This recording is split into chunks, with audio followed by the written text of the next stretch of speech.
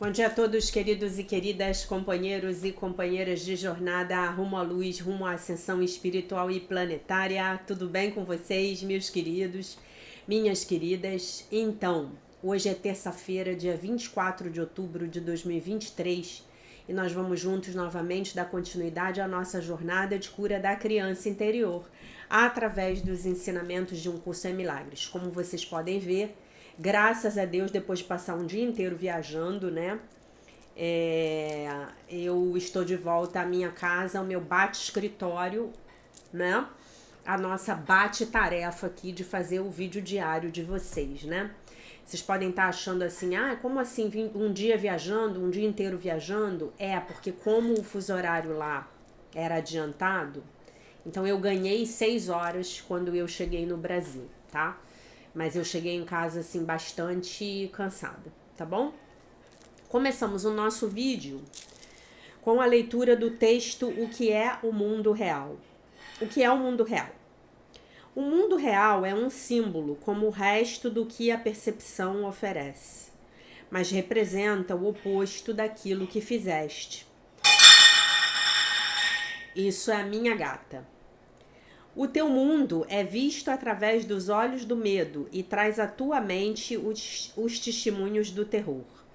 O mundo real não pode ser percebido, exceto através de olhos que o perdão abençoa, de modo que vejam um mundo onde o terror é impossível e onde testemunhos do medo não podem ser achados. O mundo real possui uma contrapartida para cada pensamento infeliz refletido no teu mundo, uma correção certa para as cenas de medo e para os sons de batalha que o teu mundo contém. O mundo real mostra um mundo visto de modo diferente, através de olhos serenos e com a mente em paz. Nele só há descanso. Nele não se ouvem gritos de dor e de pesar, pois nada mais resta fora do perdão. E o que vês é gentil, apenas cenas e sons felizes podem alcançar a mente que perdoou a si mesma. Deixa eu pegar aqui meu filho, que meu filho não me larga, sabe? Meu filho nunca ficou tanto tempo longe de mim, porque meu filho faz 2 anos no mês que vem, né? Então eu nunca viajei, nunca demorei tanto tempo para voltar para casa, ele tá muito carente, tá bom? Aí ele senta aqui na beirada da cadeira e fica pedindo para eu pegar ele. Ainda que esteja um belo calor aqui, um belo dia de calor aqui no Rio.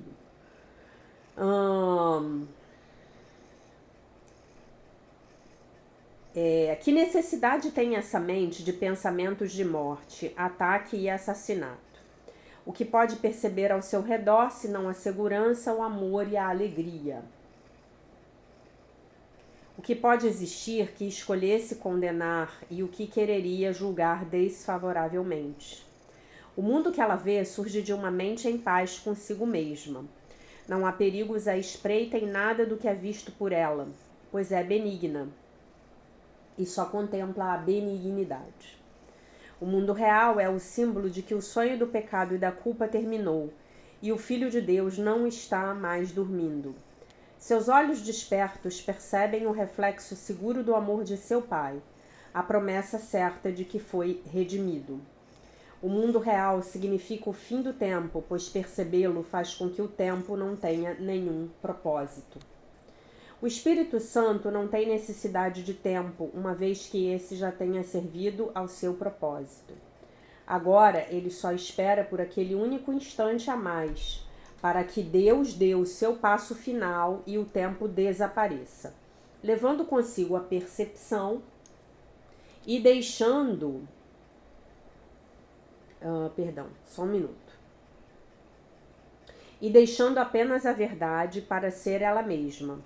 Esse instante é a nossa meta, pois contém a memória de Deus. E, ao olharmos para um mundo perdoado, é Ele que nos chama e vem para nos levar para casa, lembrando-nos da nossa identidade que o nosso perdão restituiu a nós.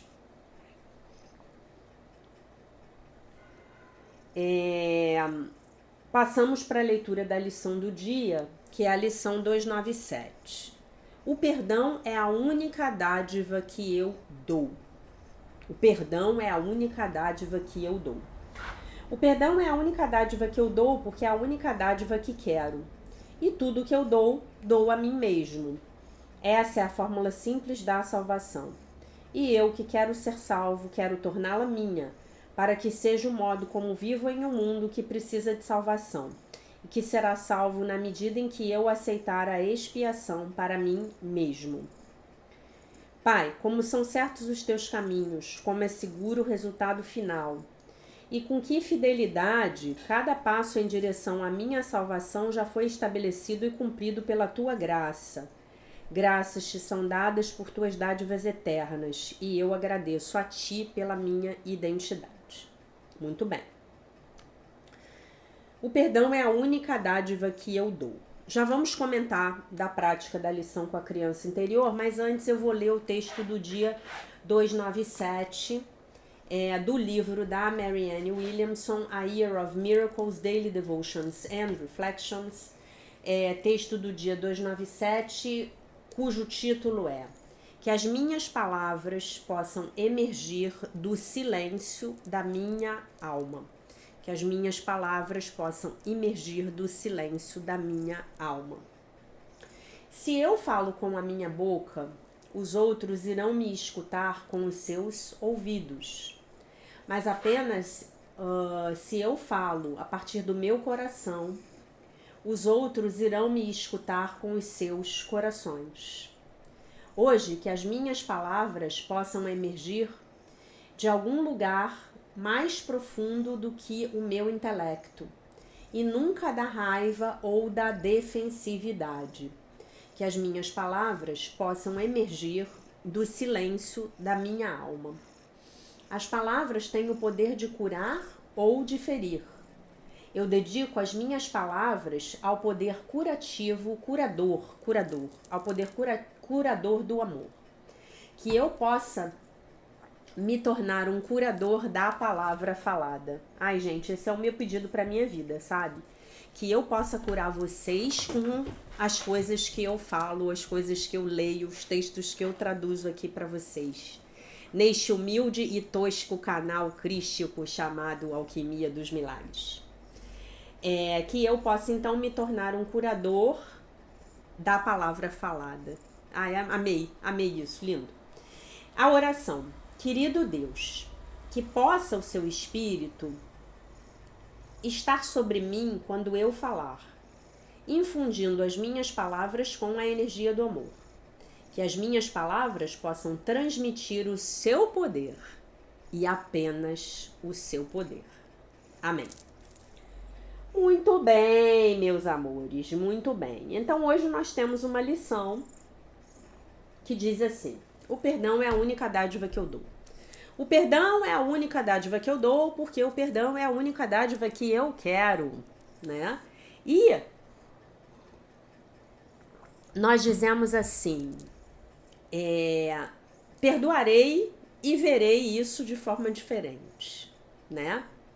Então, se eu perdoar, a situação vai ter que mudar, né? Porque aquela situação que tá ali me causando um incômodo horrendo, ela vem pra minha vida pra quê? Pra eu poder perdoar.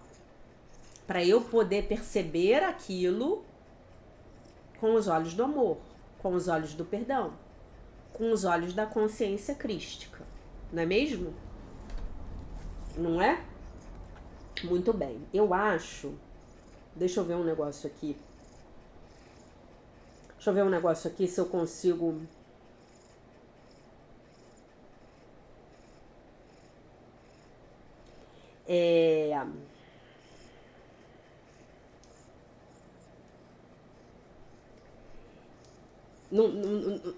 Não vou ler o que eu queria ler, não. Depois eu vou ter que falar sobre isso num vídeo específico. Perdoem aí a confusão que eu fiz aqui no vídeo, mas é que eu li um negócio hoje de manhã, na hora que eu tava dentro do avião, vindo pro Rio, né, que eu tive que... Eu vim da Alemanha, eu saí da Grécia e fui pra Alemanha, saí de Atenas, fui pra Frankfurt.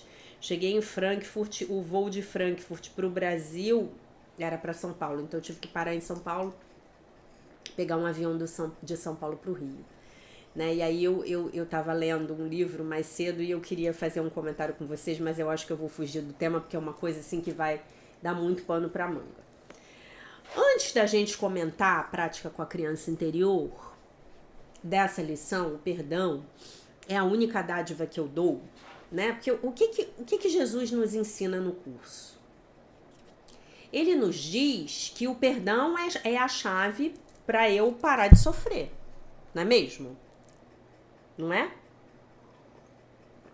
E ele diz também que só através do perdão é que eu consigo saltar para fora da roda do karma, né? Isto é, vou lá, encarno, pago os meus malfeitos da minha vida anterior, crio outros malfeitos enquanto estou pagando aqueles, aí eu subo, morro, vou pro andar de cima, tenho que voltar para resolver coisa, pá, encarno novamente. Pago os malfeitos que eu tinha deixado as dívidas por pagar, crio novas dívidas kármicas, morro, pá, tenho que encarnar novamente, né? Eu só posso sair disso no momento em que eu perdoar, né? E aí Jesus diz, o perdão é a única dádiva que eu dou, né? Tem um sentido aqui que eu acho que é muito interessante que eu quero compartilhar com vocês. Vocês lembram que eu já falei pra vocês aqui muitas vezes que a única coisa que a gente pode verdadeiramente dar pro outro é o nosso estado de consciência? Eu já falei isso pra vocês várias vezes aqui. A única coisa que eu dou realmente pro outro é o meu estado de consciência. Eu dou a minha visão pro outro. Eu dou a minha percepção de vida, né? Isso realmente eu consigo dar. Isso realmente eu consigo transmitir pro outro, né? Isso é o que verdadeiramente tem valor nos relacionamentos humanos, né? E essa é a grande dádiva, né? Então, quando eu dou o meu perdão para o outro, eu estou dando a ele um estado de consciência, no qual eu estou vibrando. E esse estado de consciência é o estado de consciência que cura a minha mente e que libera a minha vida. Todos nós estamos aqui na jornada de cura da criança interior, ou fazendo as lições de 2021, ou fazendo as lições de 2022, ou assistindo às aulas ao vivo, enfim, o que quer que tenha trazido você até aqui esse canal, né? Porque nós queremos que as nossas vidas sejam liberadas, em alguma medida, não é? Nós queremos que as nossas vidas sejam liberadas de alguma forma. Alguma área das nossas vidas, ou muitas áreas das nossas vidas, estão emperradas. Não parecem sair do lugar. E a gente já tentou de tudo. Talvez não tenhamos tentado a prática realmente efetiva, eficaz do perdão.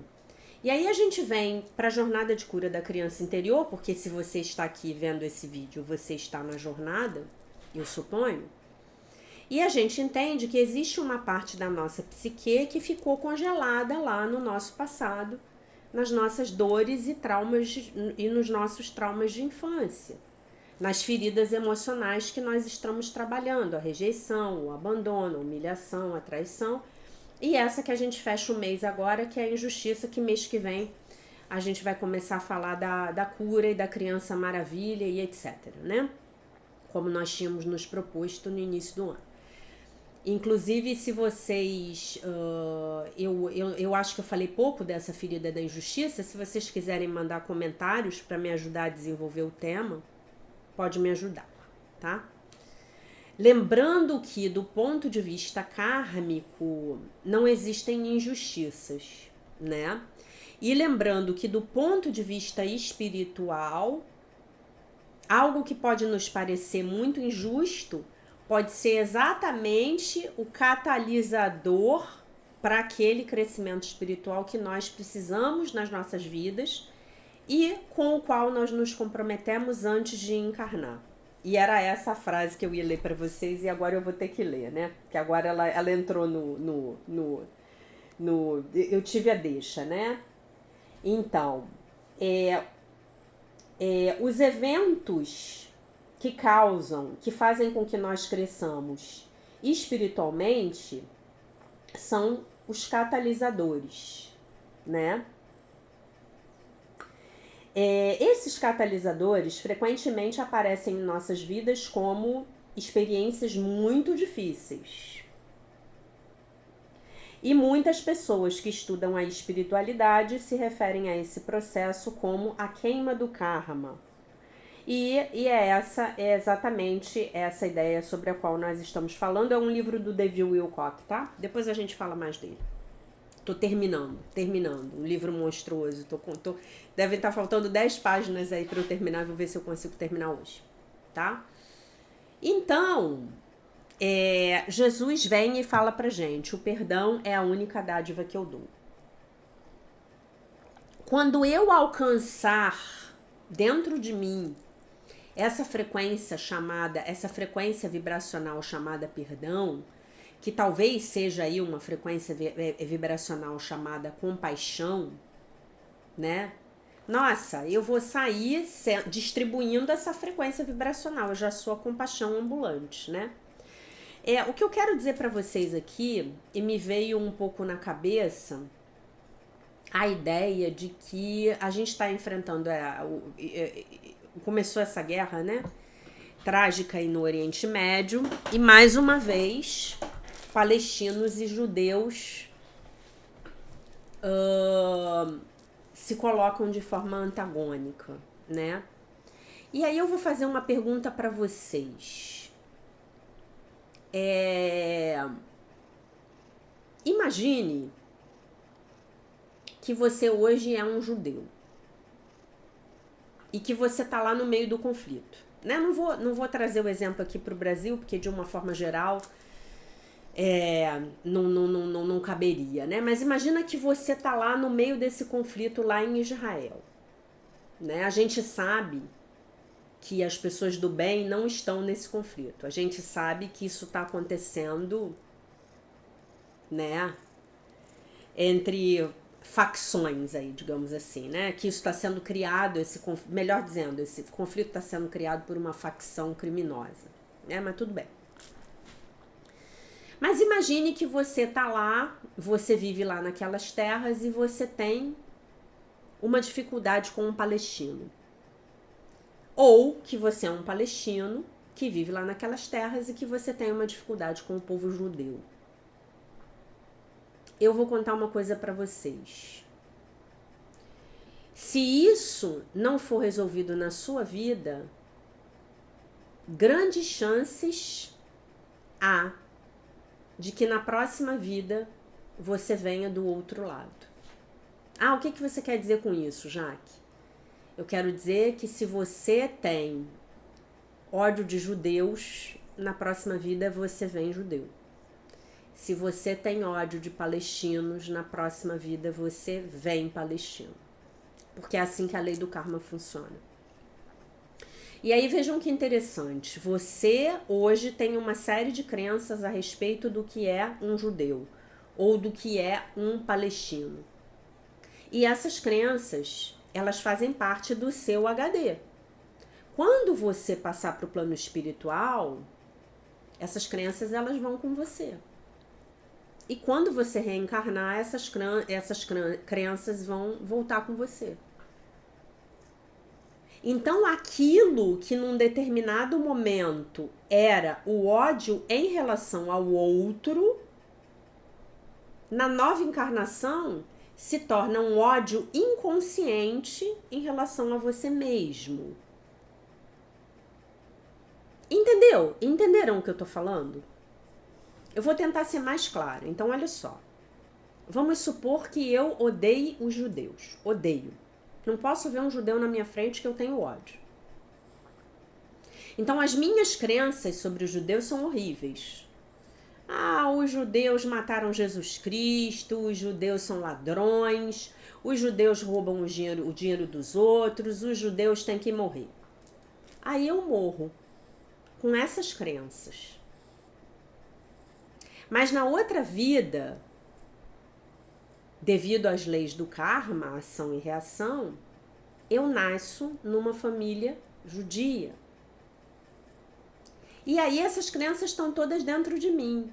Os judeus são horríveis, os judeus mataram Jesus Cristo, os judeus roubam o dinheiro dos outros, as pessoas são pobres porque os judeus tiram tudo deles. Mas eu sou judia. Então isso agora faz parte do meu conjunto de crenças. Mas agora é um conjunto de crenças que combate a minha própria natureza. Está no meu inconsciente. Vocês entenderam? Mas, como eu nasci numa família judia, eu tô falando de pessoas aqui que têm um nível de consciência baixo, tá? Não vamos generalizar, óbvio. Tô usando um exemplo. Eu vou ter uma série de crenças negativas sobre os palestinos. Então eu tenho as crenças de ódio contra mim mesma e eu tenho de novo as crenças de ódio contra o inimigo. De quantas encarnações eu vou precisar para liberar isso? De quantas encarnações eu vou precisar para aprender a perdoar? E essa é a pergunta que eu faço para vocês hoje. O perdão, que é o tema principal e mais recorrente em Um Curso em Milagres. O perdão é a única dádiva que eu dou. Quando eu me lembro de que a guerra, o roubo, a bomba, o estupro vão ao meu encontro, vêm ao meu encontro porque encontram uma vibração semelhante, então eu sei que eu preciso trabalhar na minha vibração. No momento em que eu nasci, no momento em que eu cheguei nesse plano, eu encontrei as circunstâncias familiares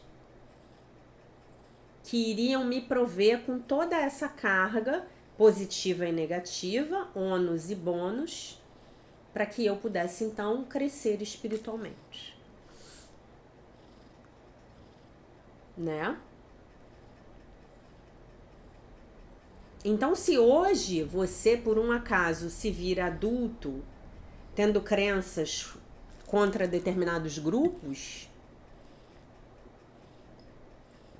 talvez você possa rastrear essas crenças até os seus antepassados, a sua infância e etc. Né? Gente, a vida, ela é inexorável. Ela trará pra gente, nos trará as lições que precisamos aprender. Tá? Eu não sei se eu tô conseguindo transmitir para vocês o que eu tô tentando ensinar hoje, porque tá um pouco abstrato ainda na minha mente. Mas é importante dizer que o perdão é uma decisão que eu tenho que tomar, né? O céu é uma decisão que eu tenho que tomar, Jesus diz numa das lições. Então eu vou parafrasear Jesus e dizer, o perdão é uma decisão que eu tenho que tomar. Lembram da história do Chico Xavier, que ele falava, a fofoca, eu sou o ponto final de uma fofoca? Então que nós sejamos o ponto final de um conflito. E isso não vai fazer de nós capazes de forma nenhuma, mas que nós possamos ser o ponto final de um conflito. Estão entendendo onde eu estou querendo chegar? Acho que a gente vai poder elaborar essa ideia um pouco mais, porque eu separei um texto pra gente ler do Curando a Vergonha que te impede de viver, que tem tudo a ver com a lição de hoje, tá? Lembrando que você vai fazer a prática da lição de hoje com uma mágoa muito profunda que a sua criança interior tiver. Tá bom? Meu gato está aqui dormindo, ronronando, fazendo assim com a patinha, né? arrumando cama, né? Ou amassando pãozinho, como o pessoal costuma dizer, né? Os americanos, eu me acabei de rir com a americana dizendo que é making waffles. Making waffles. Estão fazendo waffles. E eu vou ler esse texto para vocês aqui, que tem tudo a ver, tá? Mas você vai fazer a sua prática de perdão com uma mágoa grande que você tenha para curar da sua infância, tá? A minha sugestão é que você faça com a maior delas. Estamos na página 178. Uma parábola. O prisioneiro na caverna escura. Era uma vez um homem que estava condenado à morte. Vendaram-lhe os olhos e o colocaram em uma caverna completamente escura, que media 100 metros de largura por 100 metros de profundidade. Não sei se era um círculo, enfim. Ele foi informado de que a caverna tinha uma saída e que, se a encontrasse, seria um homem livre. Depois que uma rocha foi colocada na entrada da caverna, o prisioneiro teve permissão para retirar a venda e perambular livremente no escuro. Ele seria alimentado com pão e água durante os primeiros 30 dias e nada mais receberia depois disso. O pão e a água desceriam de um pequeno buraco no teto da extremidade sul da caverna. O teto ficava a mais ou menos 5 metros de altura e a abertura tinha cerca de 30 centímetros de diâmetro. O prisioneiro conseguia enxergar uma luz tênue acima, mas nenhuma claridade entrava na caverna. Enquanto o prisioneiro vagava e se arrastava pela caverna, tropeçou em algumas pedras. E algumas eram bem grandes. E ele pensou que se pudesse construir um monte de pedras e cascalho que fosse suficientemente alto, poderia alcançar a abertura no teto e aumentá-lo o suficiente para se arrastar através dela e escapar. Como ele media 1,75 m e esticando os braços conseguia alcançar mais 60 centímetros, o monte teria de ter pelo menos 3 metros de altura. O prisioneiro passou então as horas em que estava acordado catando pedras e cavando cascalho. No final de 2 semanas tinha um monte de cerca de 1,80 m. Então pensou que se conseguisse dobrar essa altura nas 2 semanas seguintes, conseguiria terminar antes que a comida acabasse, né? Porque ele ia receber comida por um mês. Mas, como já tinha usado quase todas as pedras da caverna, precisou cavar mais intensamente. E isso tinha que ser feito com as mãos. Passado um mês, o monte já tinha 2,85 m de altura e ele quase conseguia alcançar a abertura se desse um pulo. Mas ele estava exausto e extremamente fraco. Certo dia, quando achou que poderia tocar a abertura, ele caiu. Simplesmente estava fraco demais para se levantar e em 2 dias ele morreu. Seus captores vieram buscar o seu corpo. Eles empurraram a enorme rocha que tapava a entrada. Quando a luz inundou a caverna, iluminou uma abertura na parede com mais ou menos 1 metro de diâmetro. A abertura era a entrada de um túnel que conduzia ao outro lado da montanha. E essa era a passagem para a liberdade que havia sido mencionada ao prisioneiro. Ela ficava na parede sul, diretamente debaixo da abertura no teto. Tudo que o prisioneiro teria de ter feito era rastejar cerca de 60 metros para encontrar a sua liberdade. Mas ele ficou de tal maneira concentrado na abertura no teto que nunca lhe ocorreu procurar a liberdade na escuridão. A libertação estava presente o tempo todo, bem ao lado do monte que ele estava construindo. Mas a abertura estava no escuro. Qual é a metáfora aqui? A metáfora é que nós não queremos olhar para a nossa escuridão. Mas é na nossa escuridão que está a nossa liberdade. E nós não queremos olhar para nossa dificuldade de perdoar. Porque para os nossos egos, perdoar significa derrota.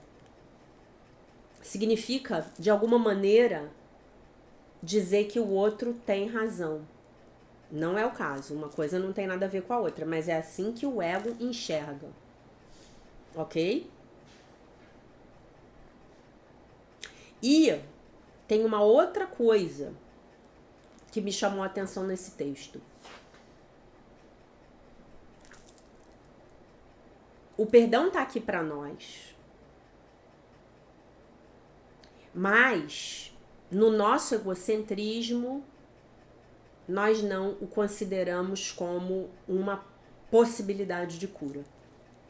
A gente prefere cavar e empilhar pedra e buscar abertura lá no onde está vindo a luz.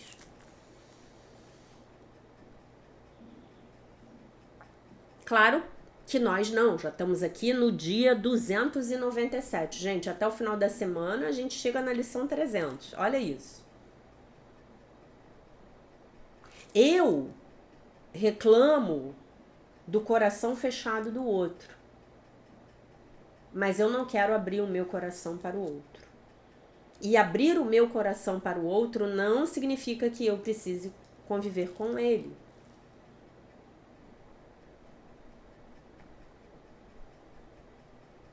E uma coisa, gente, que ajuda a gente a fazer isso é imaginar a dor que o outro deve estar passando para agir daquela forma conosco.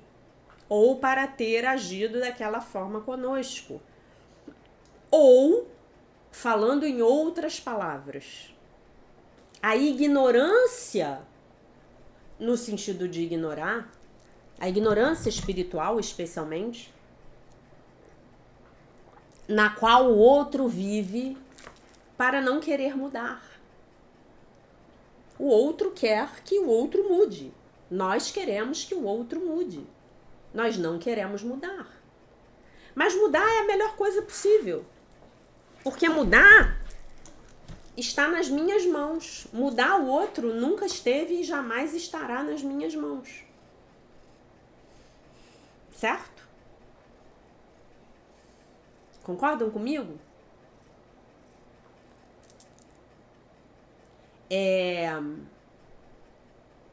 E às vezes é na nossa mudança que tá essa saída da prisão. É quando eu falo, meu Deus, por favor, corrija a minha mente. Porque eu posso pedir ao Divino Espírito Santo para corrigir a minha mente.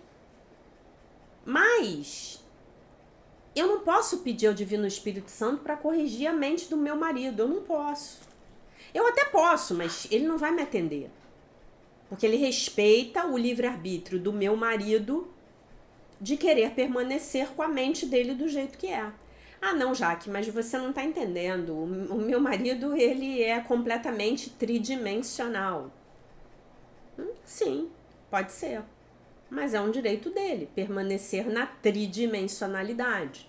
Mas você, meu aluno, minha aluna, meu querido, minha querida, está querendo caminhar comigo, com o nosso Mestre Jesus Cristo e com o Divino Espírito Santo para uma mente de quinta dimensão. Uma mente de quinta dimensão obrigatoriamente precisa respeitar o livre-arbítrio alheio. Porque é assim que a coisa funciona.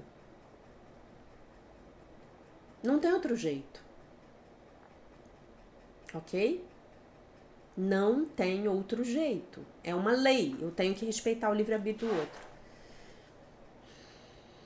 Se eu não quiser respeitar, eu só vou encontrar sofrimento. E vou encontrar mais karma. Tô criando karma, porque não respeito o livre-arbítrio do outro. E às vezes a gente tá criando karma achando que tá ajudando o outro, porque tá querendo forçar o outro a caminhar pela mesma solução que funcionou para nós e que não necessariamente é a solução que vai funcionar para ele. Já falamos disso muitas vezes. Mas voltando à história do coração fechado, né? Como eu fechei o meu coração? Onde eu fechei o meu coração? Lá na minha infância. Lá nas feridas emocionais da minha criança interior. Então, eu posso olhar para esse indivíduo, para o meu pai, para minha mãe, para os meus irmãos, para os meus professores, para os meus parentes, que me trouxeram essas dores. Hoje eu posso olhar com compaixão. E eu posso tentar me colocar no lugar dessas pessoas. Falar, nossa, como será que foi a infância do meu pai? Como será que foi a infância da minha mãe? Né? Outro dia, ouvi assistindo uma aula de um cara que eu gosto muito, ele falou, e eu não sabia amar porque a minha mãe não sabia demonstrar o seu amor por mim. E eu era um cretino. Ele falou assim, né? Não falou cretino, mas falou equivalente porque é americano. E aí ele falou assim, que um dia ele conseguiu entender que não era que a mãe não o amasse, mas a mãe não sabia demonstrar o amor que sentia por ele. E aí ele completou com uma chave que a gente usa muito aqui nas nossas lições. Olha isso aqui, gente. Vocês estão vendo isso aqui? Ó, a mão aqui esticada. É a mão dele, ó. A mão aqui.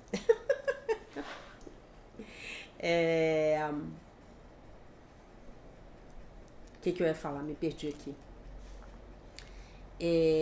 Ele completou com, e isso é uma coisa que se transforma é um problema que se transforma num problema transgeracional. A minha bisavó não sabia, não ensinou para minha avó, que não ensinou para minha mãe, que não ensinou para mim, porque não aprendeu lá com a minha tataravó. Não sabemos como. Você sabia como ser melhor há um ano atrás? Não sabia, porque se você soubesse, você era. Eu tenho certeza. Você sabia há um ano atrás o que você sabe hoje? Não sabia, nem eu. O quanto eu aprendo fazendo esses vídeos para vocês. Já falei para vocês que eu sou a maior beneficiada. Então, hoje que eu me lembre que o perdão é a única dádiva que eu dou. E que eu tô dando, na verdade, para quem? Para mim. Eu tô entrando nessa frequência. E aí eu começo a olhar para um mundo, governado pelo sistema de pensamento do ego, onde tá todo mundo biruta. É um pacotão, gente, é todo mundo. Ah, então como é que a gente faz?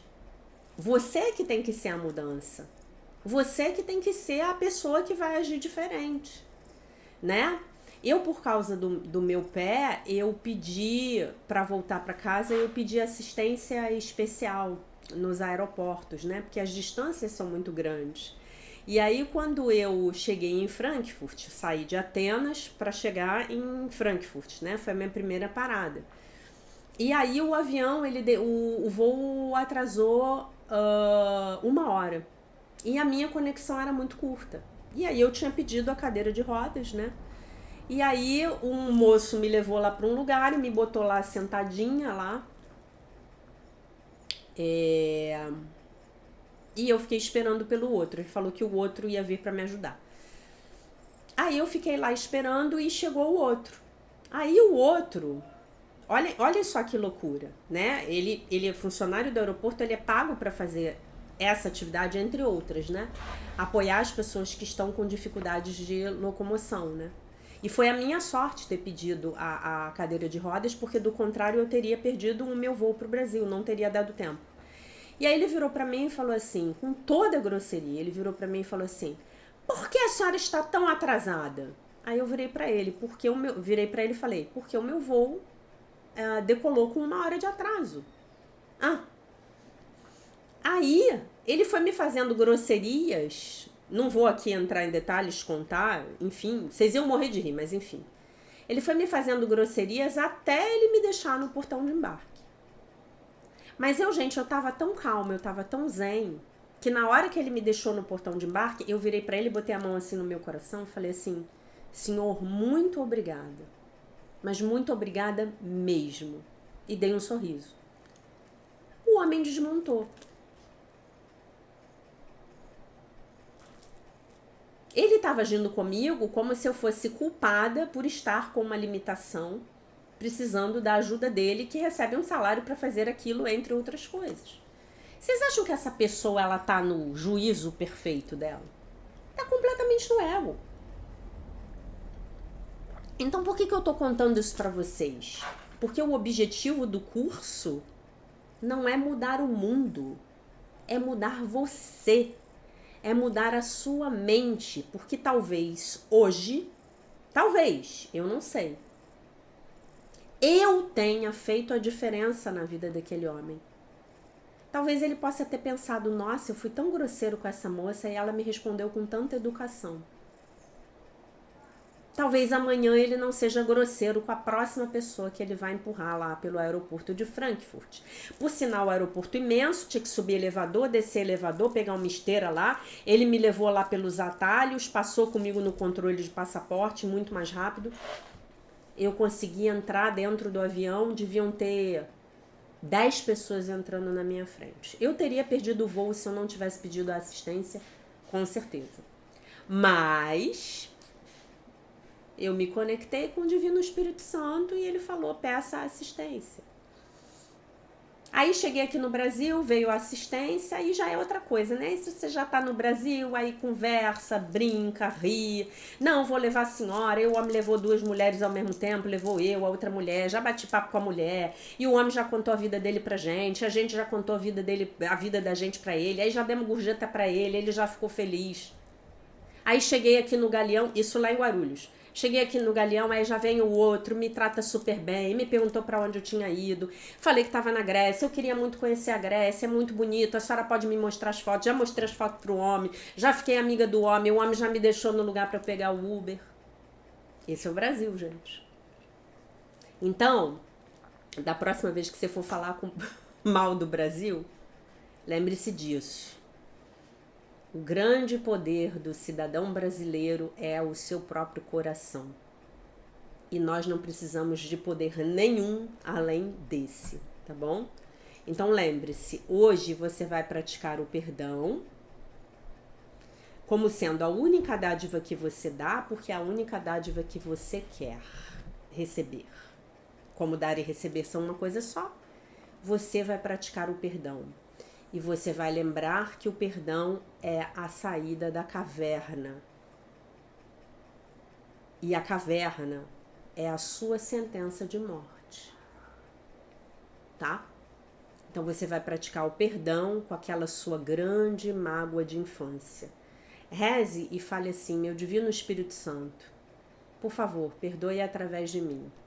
Eu ainda sou impotente para perdoar essa pessoa nessa situação. Tá bom, meus amores? Tô muito feliz de estar de volta aqui com vocês. Essa era a mensagem para o dia de hoje.